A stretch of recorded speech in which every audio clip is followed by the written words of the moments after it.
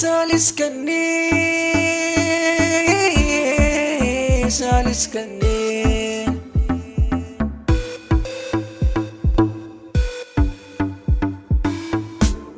Ya litfiye 'yan mata, litfiye 'yan mata, litfiye 'yan mata.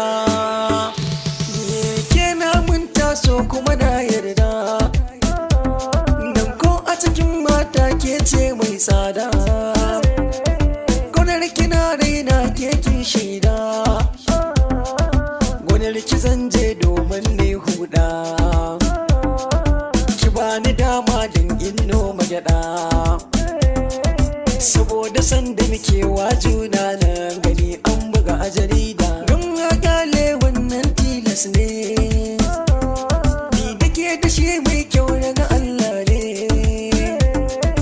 su o'o zagin ku ya shigo kunne. So kyace ban kyauta ba, mai faɗin hakan bai san mene so ba. Duk abin da ba sa ido a cikinsa bare ba za ke tasiri ba. Idanuwa na littafi yake hange, to yaushe kan harshe ke nake bege. Maso ku sani ko na kaɗa miki goge, akan kini ba zan yi ji dali ba. Mai wuya ba zai yi na juya ba, sai na zuba da maza ba za na sare ba. Duk namiji an san bai san tsoro ba, ni ba zan ibarta ban da daman ba. Yin yaƙi a so bai zamto illa ba, ka yaƙi wanda so ya yi ma baraka, ba sai da takobi baka iya da baka. Karen haƙƙin wanda take son ka, ni ka tafiya ce.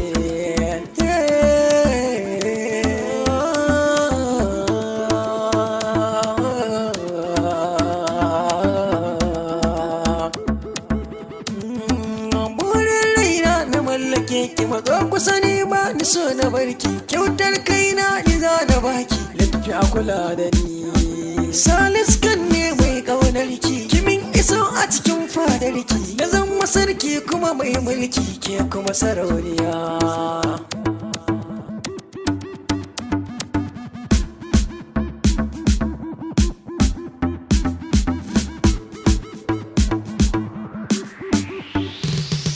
Ki so ni ba dan halina ba, ba dan furce da kalamai ba, ba dan sa sabon kaya ba, haka ki zo na da ni.